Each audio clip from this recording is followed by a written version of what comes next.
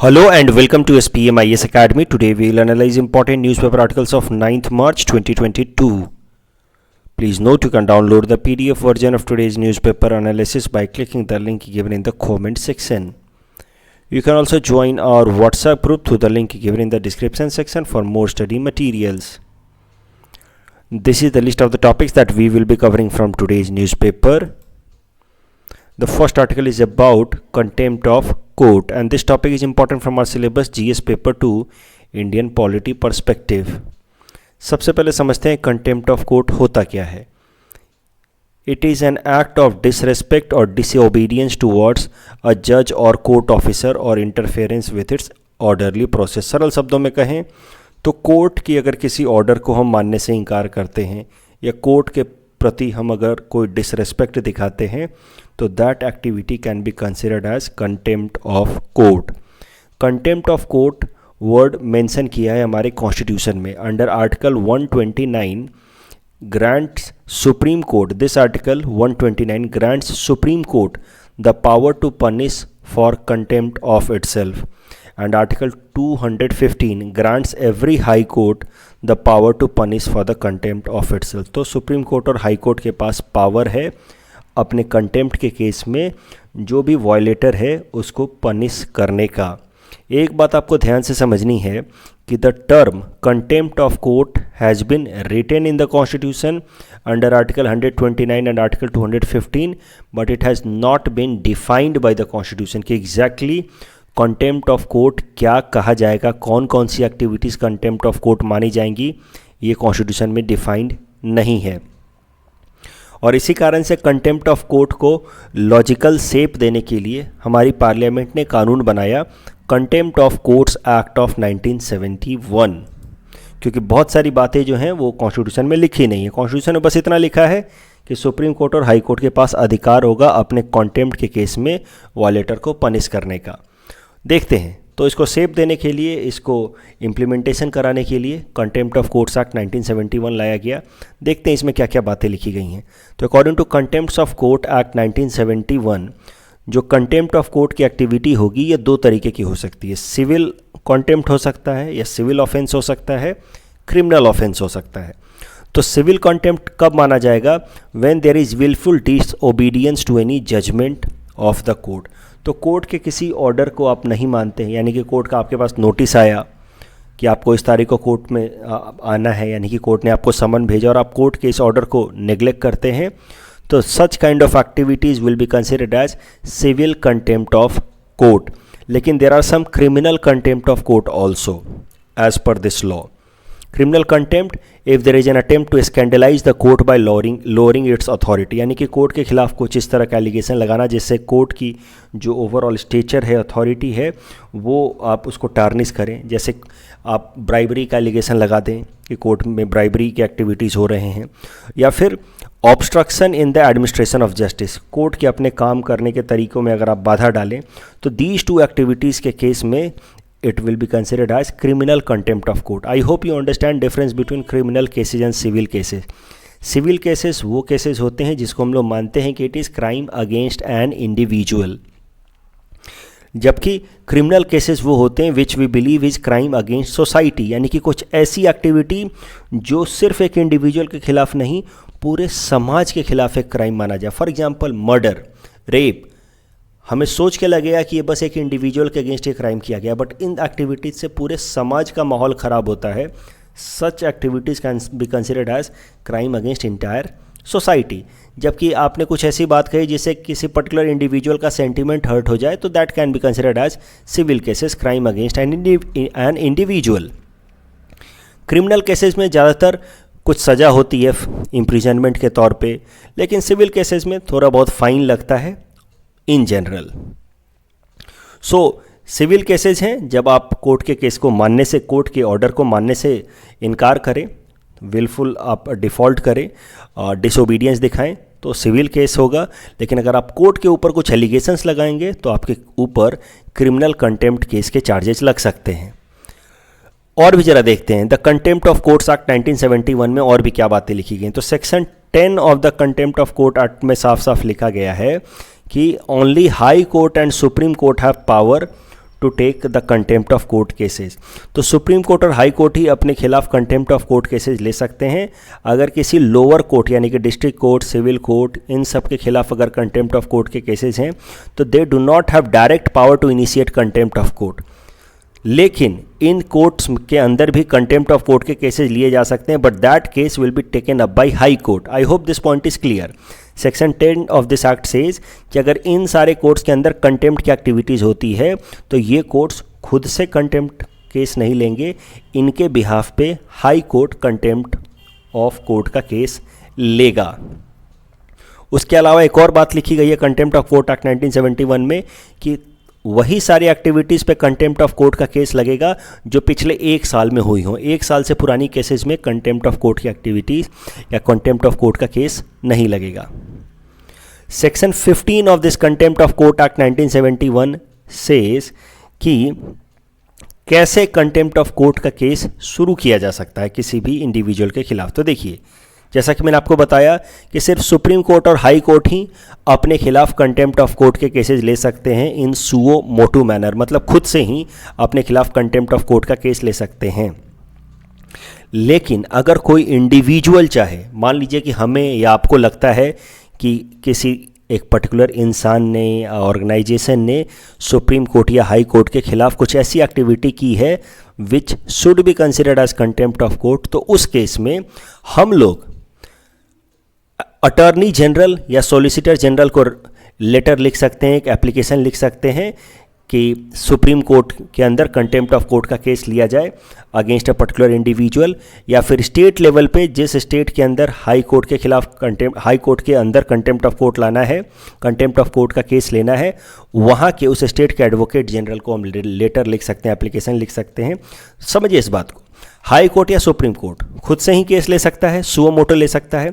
दूसरा, मान लीजिए कि आप गुवाहाटी में रहते हैं और आपको लगता है कि किसी इंडिविजुअल ने कुछ ऐसी हरकत की है जिसको कंटेम्प्ट ऑफ कोर्ट माना जाना चाहिए, लेकिन कोर्ट ने उस पर ध्यान नहीं दिया, तो आप क्या कर सकते हैं, आप असम के एडवोकेट जनरल को एप्लीकेशन लिख सकते हैं कि सर गुवाहाटी हाई कोर्ट को ये पर्टिकुलर केस को लेना चाहिए एज कंटेम्प्ट ऑफ कोर्ट। अगर कोई इंडिविजुअल ने कुछ ऐसी हरकत की है जहां आपको लगता है कि सुप्रीम कोर्ट में इसके खिलाफ कंटेम्प्ट ऑफ कोर्ट लेना चाहिए, कोर्ट का केस लेना चाहिए, तो you can write to attorney general और सॉलिसिटर जनरल। अब कुछ कंटेम्प्ट ऑफ कोर्ट को लेकर के कई सारे डिबेट्स हैं, कुछ क्वेश्चंस हैं कंटेम्प्ट ऑफ कोर्ट को लेकर के। सबसे पहला क्वेश्चन ये आता है कंटेम्प्ट ऑफ कोर्ट को लेकर के कि it violates our fundamental right of freedom of speech and expression, क्योंकि हमें कभी कुछ भी कहने में डर लगा रहता है कि अगर हमने कुछ ऐसी बात कह दी जिससे कोर्ट को ऐसा लगता है कि हमने उनका कंटेम्प्ट किया है, तो कोर्ट हमारे खिलाफ केसेस स्टार्ट कर सकता है, सिविल केस या क्रिमिनल केस। तो contempt of court is a limitation over और freedom of speech and expression. लेकिन इसके काउंटर आर्ग्यूमेंट्स भी हैं। देखिए, हमारे जो भी freedom of speech and expression है that is part of article 19(1). Article 19(1) guarantees us 6 fundamental rights: freedom of speech and expression, freedom to peaceful assembly without arms, freedom of making union cooperatives, freedom to freely move throughout the territory of India, freedom to reside and settle in any territory of India, and freedom to practice any profession। उसमें से जो पहला है article 19(1)(a) that is freedom of speech and expression, इसके ऊपर limitation की तरह काम करता है the concept of contempt of court. लेकिन एक बात और भी आपको ध्यान रखनी है कि ये जितने भी हमारे फंडामेंटल राइट्स हैं including article 19(1), they are not absolute in nature. ऐसा नहीं है कि ये हर केस में हर वक्त हमारे पास हैं, they are only applicable in certain cases. मतलब दूसरे शब्दों में आप कहें तो these fundamental rights are subjected to reasonable restrictions and these reasonable restrictions are mentioned under article 19(2). और अगर आप reasonable restrictions की बात करें तो उसमें आपको तमाम तरह के ग्राउंड्स दिख सकते हैं रिस्ट्रिक्शन के: sovereignty and integrity of India, security of state, friendly relations with foreign states, public order, decency, morality and contempt of court। तो यानी कि कंटेम्प्ट ऑफ कोर्ट एक सटीक ग्राउंड है जिस केस में हमारे पास ये freedom of speech and expression hold नहीं करता है।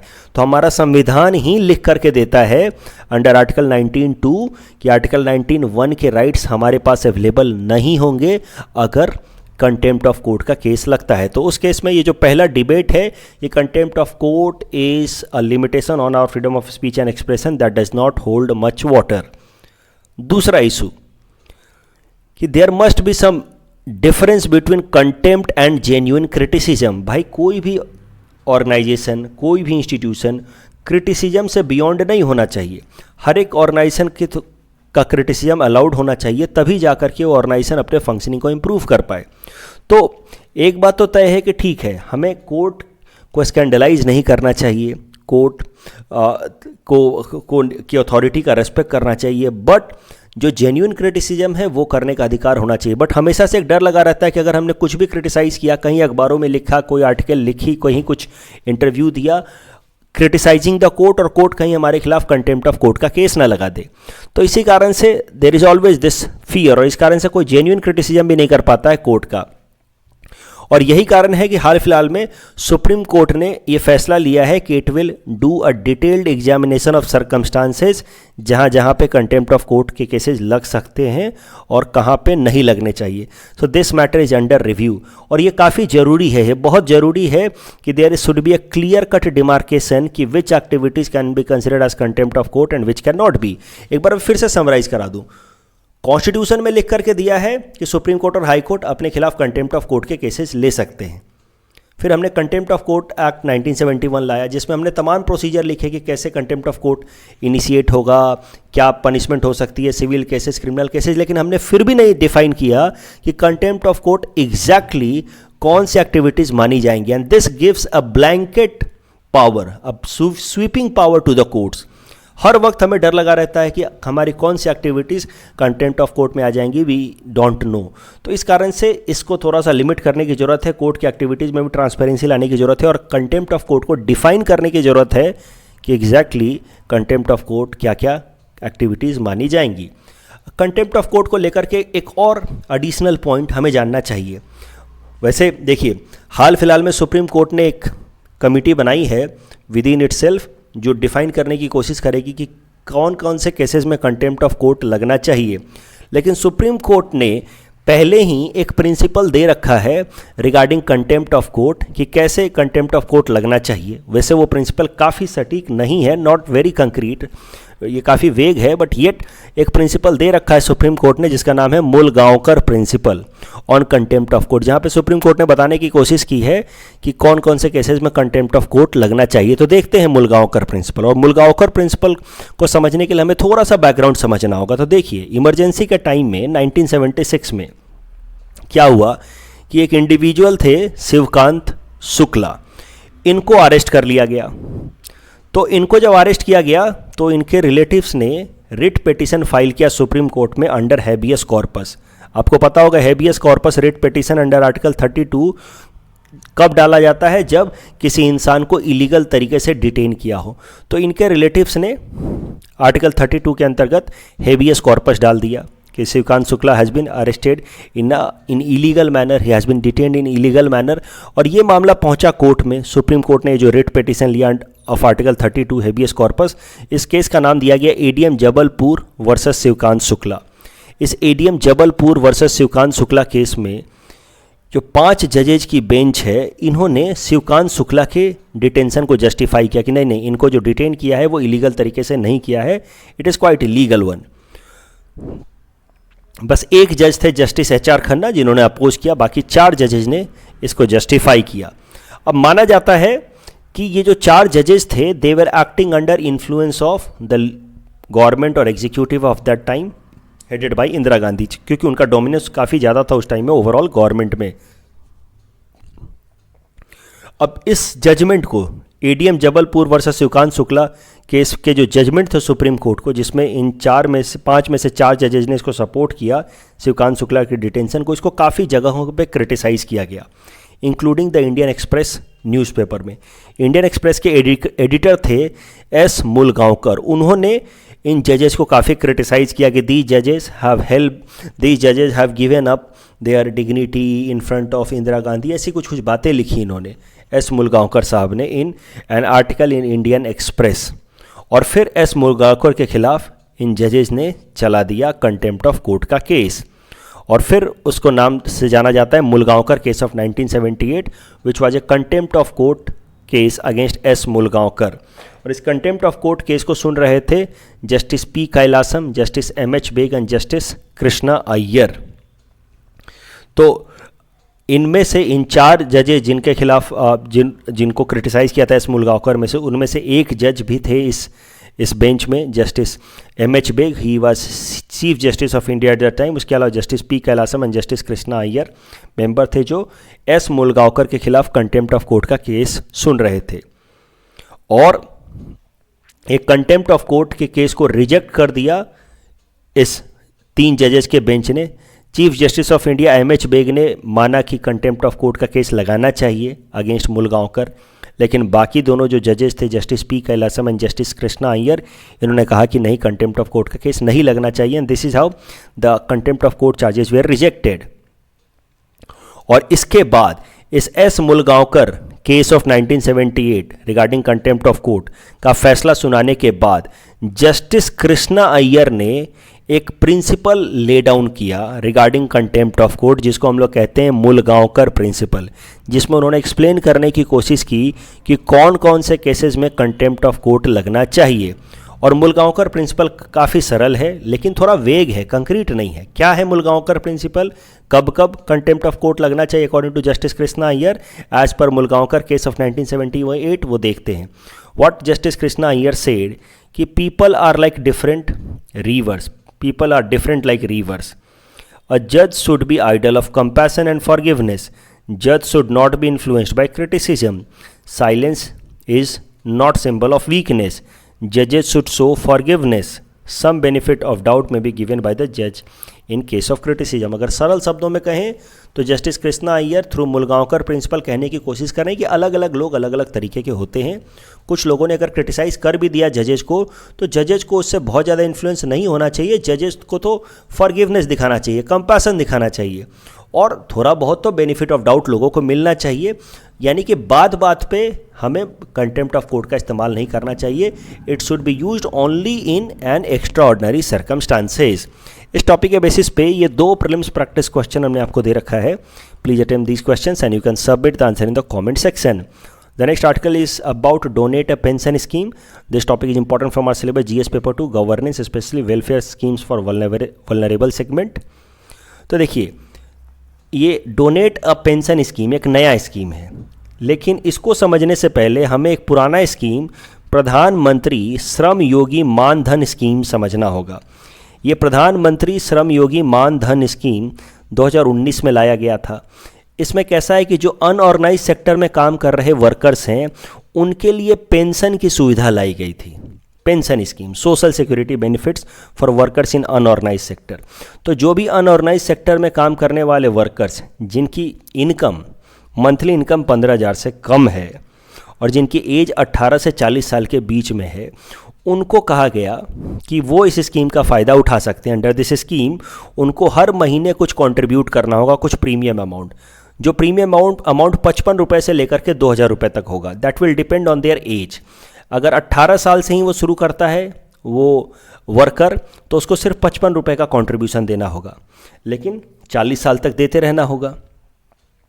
अगर वो 19 साल से शुरू करता है तो इस तरीके से अलग अलग एज पे अगर शुरू करते हैं तो अलग अलग कंट्रीब्यूशन देना होगा। ऑफ कोर्स 18 से 40 साल के एज के बीच में है तो जो ज़्यादा एज में शुरू कर रहा है उसको कम समय के लिए ही प्रीमियम देना है तो ज़्यादा प्रीमियम देना होगा। तो 18 साल की एज से शुरू कर रहा है तो बस 55 रुपये देना होगा हर महीने। अगर 40 साल से शुरू कर रहा है तो हर महीने 200 रुपये देना होगा। और जितना कंट्रीब्यूशन वो वर्कर करेगा अपने पेंशन फंड में, उतना ही कंट्रीब्यूशन भारत सरकार भी उसके पेंशन फंड में करेगी अंडर प्रधानमंत्री श्रम योगी मान धन स्कीम।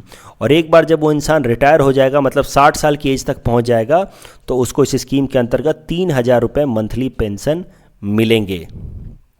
दैट इज प्रधानमंत्री मान धन स्कीम। अब करंट डेवलपमेंट ये है कि यूनियन लेबर मिनिस्ट्री ने इस प्रधानमंत्री मान धन स्कीम के अंतर्गत एक नया स्कीम स्टार्ट कर दिया जिसका नाम है डोनेट ए पेंशन स्कीम। इस डोनेट अ पेंशन स्कीम के अंतर्गत हम लोग क्या कर सकते हैं कि हमारे यहाँ जो काम करने वाले स्टाफ्स हैं, जैसे हमारे domestic workers, support staff, drivers, helpers, nurses, care givers, उनके लिए ये प्रधानमंत्री मान धन स्कीम के अंतर्गत एक पेंशन स्कीम ले सकते हैं और उनके लिए हम स्टार्ट कर सकते हैं पे करना premium amount. So this is donate a pension scheme which is under प्रधानमंत्री मानधन स्कीम। प्रधानमंत्री मानधन स्कीम में अनऑर्गेनाइज्ड वर्कर अपने लिए पेंशन फंड ले सकता था। अब एक आम आदमी, मतलब जिसकी इनकम ज़्यादा है, ऑर्गेनाइज सेक्टर में काम करता है, वो अपने लिए, अपने सपोर्ट स्टाफ के लिए ये प्रधानमंत्री मानधन स्कीम के अंतर्गत एक पेंशन खरीद सकता है और उसका प्रीमियम अपने बिहाफ पे भर सकता है। तो हम लोग को क्या करना होगा, हम लोग को सालाना कॉन्ट्रीब्यूशन देना होगा 660 रुपीज़ का। अगर मान लीजिए कि हमारा वर्कर 18 साल का है तो 55 रुपये के मंथली के हिसाब से पूरे साल भर का 660 रुपीज़ होगा। अगर हमारा वर्कर 40 साल का है तो 200 रुपये के हिसाब से पूरे साल भर का 2400 रुपये। तो 660 रुपये से लेकर के 2400 रुपये तक का ईयरली प्रीमियम हमें भरना होगा फॉर आवर सपोर्ट स्टाफ, अगर हम उनके लिए एक पेंशन स्कीम डोनेट करना चाहते हैं तो। The next article is about Yupp TV. This topic is important from prelims exam perspective. तो देखिए, यूप टीवी एक OTT प्लेटफॉर्म है, ओवर द टॉप प्लेटफॉर्म है। तो OTT प्लेटफॉर्म क्या होता है पहले ये समझिए।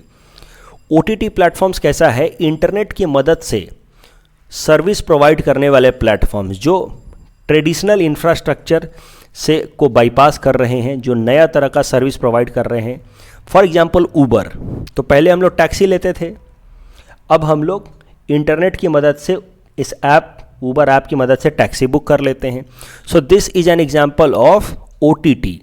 It is used to describe emerging business model जैसे Uber, such as OTT apps and devices utilizing internet to bypass traditional infrastructure. तो ट्रेडिशनल इंफ्रास्ट्रक्चर हुआ था टैक्सी जाकर के हाथ दिखा कर बुक करना, अब हम Uber ऐप से बुक कर ले रहे हैं। तो इस तरीके से ये OTT प्लेटफॉर्म का एग्जाम्पल हुआ। पहले ट्रेडिशनल इंफ्रास्ट्रक्चर होता था टीवी चैनल्स, अब आजकल हम लोग कई सारे डिजिटल कंटेंट प्रोवाइडर्स देख लेते हैं, चैनल्स देख लेते हैं, for example Hotstar, Netflix. So they are also example of OTT, over the top platform. अभी कैसा है कि यूप टीवी एक OTT प्लेटफॉर्म है और यूप टीवी के साथ प्रसार भारती, जो दूरदर्शन और ऑल इंडिया रेडियो को रेगुलेट करता है, प्रसार भारती के बारे में बाद में देखेंगे। तो यूप टीवी के साथ प्रसार भारती ने एक एग्रीमेंट साइन किया है जिसकी मदद से अब दूरदर्शन यूप टीवी पे, जो एक OTT प्लेटफॉर्म है, उस पे अवेलेबल होगा। और इसकी मदद से, इस यूप टीवी की मदद से now Doordarshan can be watched in United States, UK, Europe, West Asia, Singapore, Australia, न्यूजीलैंड। सरल शब्दों में कहें तो हॉटस्टार, नेटफ्लिक्स जैसा ही यूप टीवी है और यूप टीवी के ऊपर अब दूरदर्शन भी आएगा as a result of this agreement between Prasar Bharati and यूप TV. Prasar Bharati क्या है जरा ये भी समझिए। देखिए, दूरदर्शन और ऑल इंडिया रेडियो को चलाने वाली ऑर्गेनाइजेशन है प्रसार भारती। उस पर क्या कंटेंट आएगा, कैसे आएगा, वो सब प्रसार भारती डिसाइड करती है। प्रसार भारती को बनाया गया according to Prasar Bharati act of 1990। So it is a statutory body. ये कानून की मदद से प्रसार भारती को बनाया गया। तो कानून आया था 1990 में, बट असल में Prasar Bharati came into existence in 1997। तो इस कानून से पहले तक दूरदर्शन या ऑल इंडिया रेडियो सीधा भारत सरकार की ministry of information broadcasting regulate करती थी। लेकिन फिर माना गया कि ये जो ये ऑल इंडिया रेडियो और दूरदर्शन भारत सरकार के डायरेक्ट इन्फ्लुएंस से थोड़ा सा डिस्टेंस पे रहना चाहिए, आर्म लेंथ डिस्टेंस पे रहना चाहिए, इसलिए हमने प्रसार भारती एक्ट बना करके प्रसार भारती को ये काम दे दिया कि दूरदर्शन और ऑल इंडिया रेडियो को रेगुलेट करें। इस टॉपिक के बेसिस पे ये प्रीलिम्स प्रैक्टिस क्वेश्चन हमने आपको दे रखा है। Please attempt this question and you can submit the answer in the comment section. ये हिंट्स भी आप देख सकते हैं इस क्वेश्चन को अटेम्प्ट करने के लिए। The next article is about humanitarian corridors and this topic is important from our syllabus GS paper to international relations point of view. तो देखिए क्या होते हैं humanitarian corridors. Humanitarian corridors are demilitarised zones. तो मान लीजिए कि किसी कंट्री में लड़ाई चल रही है, तो कभी कभार क्या होता है कि दोनों ही साइड जो लड़ाई कर रहे हैं वो मिल करके फैसला करते हैं कि कुछ कुछ एरियाज़ में हम लोग लड़ाई नहीं करेंगे, वहाँ पे अपने सैनिक नहीं भेजेंगे। So some areas are declared as demilitarized zone, ताकि जो सिविलियन पॉपुलेशन है वो वहाँ से पास होकर के किसी सेफ जगह पे जा सके। सो उनको कहते हैं हम लोग humanitarian corridors. Humanitarian corridors are demilitarised zones in specific area for specific times when both sides who are engaged in arm conflict agree कि इस एरिया को हम लोग अभी के लिए ह्यूमैनिटेरियन कॉरिडोर डिक्लेयर कर देते हैं। नॉर्मली ह्यूमैनिटेरियन कॉरिडोर जो होता है वो यूनाइटेड नेशन के मीडिएशन से इस्टेब्लिश होता है। कभी कभार लोकल ग्रुप्स भी ह्यूमैनिटेरियन कॉरिडोर्स बनाते हैं थ्रू नेगोशिएशन। इन कॉरिडोर्स की मदद से फूड सप्लाईज, मेडिकल सप्लाईज, पहुंचाए जाते हैं या सिविलियंस को सेफ जगह पे पहुंचाया जाता है। ह्यूमैनिटेरियन कॉरिडोर्स को इस्टेब्लिश करने के लिए यूनाइटेड नेशन की एक रिजोल्यूशन है, रिजोल्यूशन 45/100, जो लाई गई थी 1990 में। Humanitarian corridors have been also identified by Geneva conventions of 1949। तो हाल फिलहाल में जितने भी वॉर लड़े गए हैं सिविल, जैसे कि Syrian civil war, Libyan civil war या गाजा वॉर, उन सब में ह्यूमैनिटेरियन कॉरिडोर्स के कॉन्सेप्ट का इस्तेमाल किया गया और ह्यूमैनिटेरियन कॉरिडोर्स बनाए गए हैं सिविलियन पॉपुलेशन को बचाने के लिए। करंट न्यूज़ बस ये है कि कुछ ह्यूमैनिटेरियन कॉरिडोर्स अभी यूक्रेन में बनाए गए हैं ताकि यूक्रेन के अंदर फंसे हुए लोगों को सुरक्षित जगहों पे बेलारूस में या रसिया पहुंचाया जा सके। तो ये देख सकते हैं कुछ ह्यूमैनिटेरियन कॉरिडोर्स कीव से लेकर के गोमेल तक, सूमी से लेकर के बेलगोरोड तक, खार्किव से लेकर के बेलगोरोड तक, यहाँ पे मोरिपोल से लेकर के रोस्टोव तक। तो यहाँ से लोग रसिया जा सकते हैं इस ह्यूमैनिटेरियन कॉरिडोर से। यहाँ से लोग बेलारूस जा सकते हैं बेलारूस ह्यूमैनिटेरियन कॉरिडोर की मदद से। So this is how humanitarian corridors have been in news again, because now they are being created in Ukraine to have allow people, civilian population to have safe passage to some other country like Belarus and Russia. इस topic के basis पे prelims practice question हमने आपको दे रखा है। Please attempt this question and you can submit the answer in the comment section. The next article is about ISRO plans to set up radar in Assam. This topic is important from our syllabus paper 5 Assam issues point of view. It is also important from our syllabus paper 3 science and technology perspective. तो देखिए, इसरो का एक project है जिसका नाम है project Netra. Project Netra का काम होगा कि स्पेस के अंदर जितने भी डेब्रिस हैं या हजार्डस मटेरियल्स हैं उनको स्टडी करे और हमारे सैटेलाइट्स को उन डेब्रिस से बचाए। तो क्या होता है स्पेस डेब्री, ये भी समझिए। देखिए, ये कितने तरह के जंक मटेरियल्स आप कह सकते हैं वो स्पेस डेब्री से कैसे बनते। देखिए, हमने कोई सैटेलाइट भेजा स्पेस में, या कोई रॉकेट भेजा स्पेस में, उसका ब्रोकन पार्ट स्पेस में ही रह जाता है क्योंकि वहाँ ग्रेविटी तो है नहीं, तो स्पेस में ही वो ब्रोकन पार्ट्स रह जाते हैं। कभी कभार सैटेलाइट्स को अबेंडन कर दिया जाता है, धीरे धीरे वो सैटेलाइट टूट जाता है तो उसके ब्रोकन पार्ट्स स्पेस में रह जाते हैं। तो स्पेस के अंदर सैटेलाइट्स के ब्रोकन पार्ट्स या फिर रॉकेट्स के ब्रोकन पार्ट्स स्पेस डेब्रिस बना देते हैं, इस तरीके का स्पेस में कचरा कर देते हैं, जंक क्रिएट कर देते हैं। अब स्पेस डेब्रिस खतरनाक क्यों है? क्योंकि ये स्पेस डेब्रिस जो है किसी नए स्पेस क्राफ्ट को ख़राब कर सकता है। ये जो पार्ट्स हैं ये किसी स्पेस क्राफ्ट के अंदर घुस सकते हैं, उसको ख़राब कर सकते हैं, किसी नए रॉकेट को ख़राब कर सकता है, किसी नए आप समझिए सैटेलाइट को ख़राब कर सकता है, किसी भी स्पेस मिशन को फेल करा सकता है ये स्पेस डेब्रिस। इसलिए स्पेस डेब्रिस को टाइम टू टाइम क्लियर करना ज़रूरी है, इनके लोकेशन को स्टडी करना ज़रूरी है ताकि हमारे नए सैटेलाइट्स को लॉन्च, नए रॉकेट्स को इनसे बचाया जा सके। और इसी के लिए इसरो लेकर के आया है प्रोजेक्ट नेत्रा। अब प्रोजेक्ट नेत्रा के अंतर्गत करंट न्यूज़ ये है कि इसरो एक रडार सिस्टम लगाएगा असम के अंदर नियर गुवाहाटी। तो इस प्रोजेक्ट नेत्रा में स्पेस डेब्री को स्टडी करने के लिए एक रडार लगाया जाएगा गुवाहाटी के पास। कल जो हमने आपको प्रैक्टिस क्वेश्चन दिया था उसका आंसर देख लेते हैं। Mahatma title to Jyotirao Phule given by Vitthal Rao Krishnaji Vandekar and federalism employs division of power and SARAS का फुल फॉर्म होगा sales of articles of rural artisan society. So the correct answer is option D. That's all from our side for today. Thanks for watching.